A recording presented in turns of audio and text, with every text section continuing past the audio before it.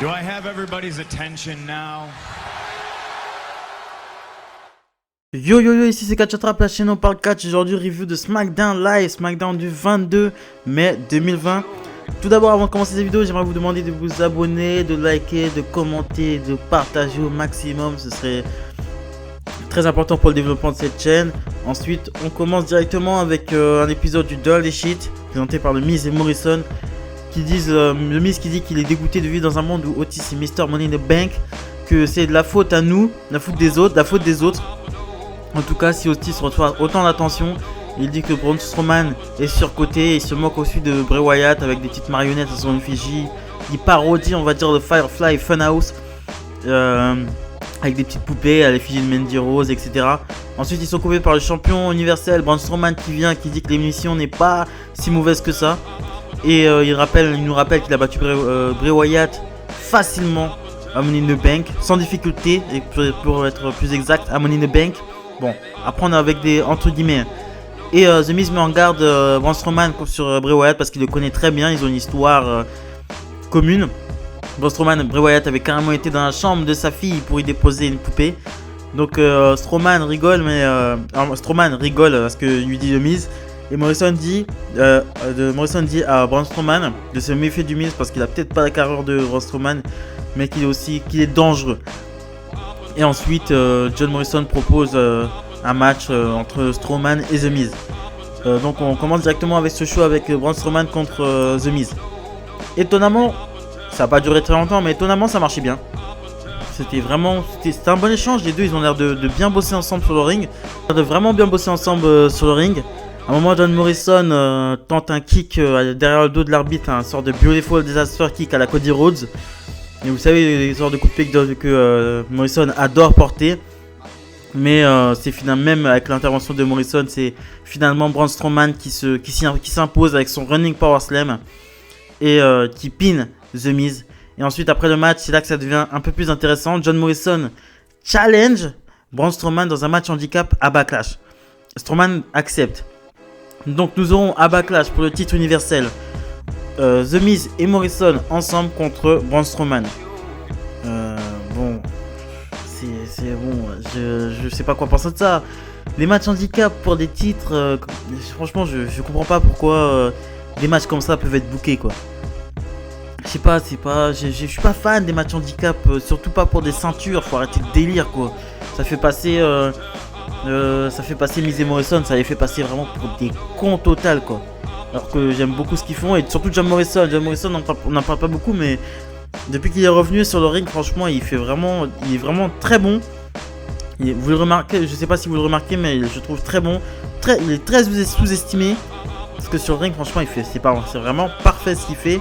Il fait un très bon boulot depuis qu'il est revenu, mais on n'en parle pas assez. Moi j'en parle aujourd'hui, et voilà, John Morrison, j'aimerais qu'il soit un peu plus mis en avant, plutôt qu'il soit derrière le Miz, justement. Donc ensuite on enchaîne avec AJ Styles contre Shinsuke Nakamura pour le tournoi pour le titre intercontinental. C'est le premier tour, c'est le premier tour en tout cas. Pendant le match, il a annoncé que AJ Styles réintègre le roster de SmackDown. Donc AJ Styles revient dans le House of AJ Styles Built. Voilà, il revient à la maison. Je pense que ça va faire du bien à SmackDown de récupérer Styles, parce que c'était vraiment leur atout majeur pendant 1 an et demi. C'est lui qui a tenu la baraque, il faut dire ce qui est, c'est la vérité. Et ensuite, il revient à la maison. Le match contre Shinsuke Nakamura n'était pas ouf, hein. C'était pas vraiment pas. Ils nous ont fait mieux, hein, notamment à New Japan. Voilà, ils ont fait mieux. Mais bon, avait vraiment pour un match de tournoi comme ça, il n'y a pas besoin forcément de faire un 5 étoiles. C'est finalement AJ Styles qui s'impose avec son Phenomenal Forearm et qui fera face à Elias en demi-finale pour la semaine prochaine. Donc Elias contre AJ Styles la semaine prochaine. On se retrouve ensuite en backstage avec Bayley qui demande à Sasha Banks de ne pas être ringside dans son match contre Charlotte parce qu'elle veut prouver qu'elle n'a pas besoin d'elle. On enchaîne directement avec Bayley contre Charlotte, champion contre champion. Sasha Banks regarde le match de backstage. Le match était très bon, c'était le meilleur match de la soirée. Bayley qui a été très convaincante. Bayley qui est bonne in ring, hein. Je critique souvent Bayley parce que pour son manque de charisme évident et du fait qu'elle me fait de la peine. En heel ça ne passe pas du tout. C'est pas parce que tu changes une coupe de cheveux que tu crèves des ballons, que tu vas être une île. Voilà, bah, là, je vais dire que là, bon, Bayley est présentée un peu comme une île un peu opportuniste, un peu comme The Miz, un peu. Elle est un peu présentée comme ça. Bah, en tout cas, c'était un bon match, y a rien à dire. Mais c'est victoire de Bayley avec un roll-up plus que douteux puisqu'elle tient les cordes. Et ensuite elle se retrouve elle célèbre sa victoire en backstage avec Sasha Banks.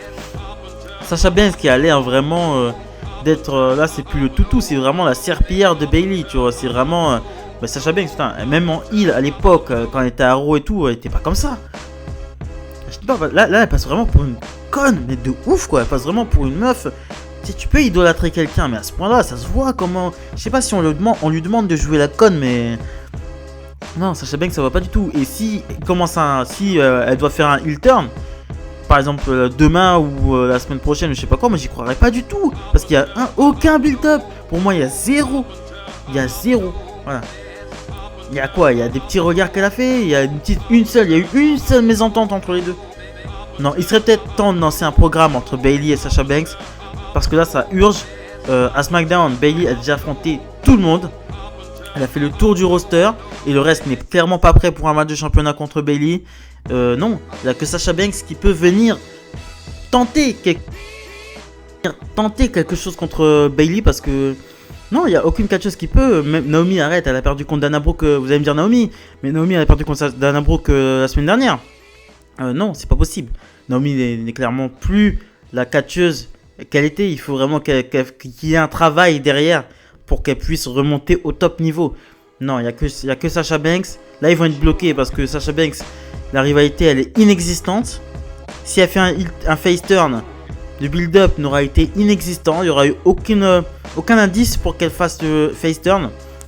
Non, là, ils sont bloqués. C'est pour ça qu'ils sont obligés de ramener des Tamina, des Charlotte Flair. Attends, Tamina, frère. Attends, non, mais sérieux, ils ont été obligés d'aller chercher Tamina, quoi. Pour essayer de combler un vide scénaristique. Tamina, sérieux, elle arrive même pas à faire de paf. Faut arrêter le délire. Donc ensuite on enchaîne avec un match qui me hypait. Un match qui me hypait quand même un minimum, parce que cette rivalité, j'ai été un minimum impliqué dedans et je me suis senti vraiment... J'aime bien cette rivalité, c'est une petite rivalité sympatoche, j'aime bien. Dolph Ziggler est accompagné de Sonya Deville contre Mandy Rose et Otis. Elle va faire très rapide, victoire de Sonya Deville avec un high knee derrière la nuque, un coup de genou directement derrière la nuque de Mandy Rose, pendant que Ziggler retenait Otis à l'extérieur du ring. Il retenait attendez, écoutez ça. Ziggler retenait Otis à l'extérieur du ring. Vous voyez les deux gabarits? C'est pas du tout crédible. Il le retenait, il avait son bras comme ça en mode non, mais c'était d'un ridicule sans nom. Et après le match, Ziggler lâche Otis, il court voir sa copine. Il veut vérifier s'il va bien. Et t'as Dolph Ziggler qui lui met un super kick. C'est plus mal porté, tu meurs, quoi. Déjà, Otis n'est pas du tout bien placé pour le prendre. Il le prend sur le côté du crâne, gros. J'ai jamais vu un super kick qui se portait sur le côté du crâne. Normalement, tu te mets bien en face de la personne et tu le portes. Non, mais ça n'a aucun sens. On enchaîne ensuite avec les Forgotten Sons qui expriment leur mépris et leur mécontentement face à une patrie pour laquelle ils se sont battus et qui ne leur ont rien donné en retour. Alors, les Forgotten Sons, du côté d'NXT, ils ne savaient pas quoi en faire. Ils les ont ramenés dans le roster principal, ils savent encore moins quoi en faire. Sérieux. Donc là, ils devraient plutôt exprimer leur mécontentement contre la WWE, parce que là, c'est pas possible. Là, on sent très bien que ça va partir sur des petites vidéos comme ça, parce que ça fait 2 fois là, j'ai noté, ça fait 2 fois qu'ils disent la même chose. Hein. Oui, on est des anciens soldats, on vient de la guerre, on s'est battu pour notre pays, mais notre pays nous a pas rendu. Ok, y a pas de souci, mais à un moment, arrêtez de vous plaindre et venez sur le ring. Mais c'est ce ils vont faire quoi? Ils vont les mettre face à des jobbers, ils vont... Non, mais voilà, ça va finir comme Sanity, ça. Ça va finir comme Sanity. Sanity, c'était bien, et l'autre, après, c'était Eric Young. Il était bien stylé au début avec sa crête et tout. Il avait un petit style un peu grunge. Frère, je l'ai vu l'année dernière. Il avait l'air d'un... Eric Young, on en parle d'Eric Young. On aurait dit, il avait 80 ans, gros. Avec sa petite culotte, il s'était pris un coup de chaise par Seth Rollins. Mais il était horriblissime. Il s'est coupé la barbe, il s'était coupé les cheveux. Mais avec une petite culotte blanche là, mais putain. Oh là là, les slips, ça va pas à tout le monde. Ensuite, on enchaîne avec le match qui était censé être le main event de la soirée, of the evening, si vous voulez. Jeff Hardy contre Sheamus pour le tournoi pour le titre intercontinental. Je vais la faire très rapide. Grosse domination de Sheamus. Sheamus qui essaie de prouver quelque chose à Michael Cole. Apparemment, Michael Cole est devenu vraiment un personnage très important dont il faut prouver des choses. Mais c'est Jeff qui s'impose justement grâce à cette déconcentration de Sheamus qui essaie de porter un bon kick à Jeff Hardy qui le contre en roll-up. Donc il ira affronter Daniel Bryan en demi-finale. Donc le SmackDown c'est fini comme ça. Jeff Hardy, je vous le dis tout de suite, il gagnera pas le titre intercontinental. Sheamus est trop sur ses côtes. Sheamus il lâche pas l'affaire avec Jeff Hardy. Il va venir, soit il lui coûtera le match là, soit il lui coûtera le match en finale. Mais je préfère qu'il lui coûte le match. Je préfère que Jeff aille en finale et que Sheamus lui coûte le match en finale. Comme ça fera un peu plus de haine entre les deux. Parce qu'on sent vraiment du côté de Sheamus, Jeff Hardy il est pas encore dedans. Il est pas encore dans la rivalité. Tu vois. Il fuit un peu le délire là. Sheamus il a la haine. Là je retrouve le Sheamus que j'ai tant apprécié en 2009 quand il est devenu champion de la WWE. Là je retrouve le Sheamus bien violent, bien brutal avec des phrases bien rigolotes. Il avait ses côtés un peu délire Sheamus. Il avait un côté très divertissant. Très divertissant. Malgré le fait qu'il soit heel. Non, Sheamus, là j'ai l'impression de retrouver Sheamus de 2009 quoi. Fini la petite crête, je sais pas quoi, et vas-y le Great White, je sais pas quoi. Non, Celtic Warrior, le vrai Sheamus. Voilà. Et avec Jeff Hardy en rivalité, ça va le faire. Franchement, les deux ensemble en rivalité, ça va le faire. En tout cas, du côté de Sheamus, tu vois vraiment qu'il a la haine contre Jeff Hardy. Et ça m'étonnerait pas qu'il viendrait lui coûter le match, soit en finale ou soit en demi-finale. Match annoncé pour Monday Night Raw la semaine prochaine. Drew McIntyre contre MVP, me demandez pas pourquoi. MVP, on sait tous qu'il catche pas, on sait tous qu'il est manager. Donc on sait tous que ce sera peut-être je pense qu'il va soit ramener Brendan Vick ou Shane Thorne, un truc comme ça, ou les deux. Ou les deux. Je pense qu'il y a grave moyen qu'il ramène un petit poulain. Voilà. Donc ensuite, aussi un autre match d'annoncer. Charlotte Flair contre Nia Jax contre Natalya pour celle qui sera challengeuse numéro 1 au titre d'Asuka. Charlotte Flair, je comprends pas ce qu'elle fait dans ce match. Mais après, il faut la caser. Maintenant, c'est la meuf qui fait des shows hebdomadaires. Donc il faut obligatoirement la caser dans un segment de Raw. Elle fait partie de Raw maintenant, elle fait partie de SmackDown, elle fait partie de NXT. Donc il faut une place obligatoire pour elle. Ils l'ont mise là, bon on sait qu'elle gagnera pas. Parce qu'elle a un match quand même à NXT In Your House. Nia Jax, oui, je pense que oui, Nia Jax va s'imposer dans ce match pour aller chercher Asuka. Parce qu'ils ont commencé à se prendre la tête la semaine dernière. Ce match n'a aucun sens par rapport à ce qui s'est passé la semaine dernière. Ce qui est passé la semaine dernière, c'est que ce qui s'est passé lundi, c'est que Nia Jax a agressé Kairi Sane et Asuka a agressé Nia Jax.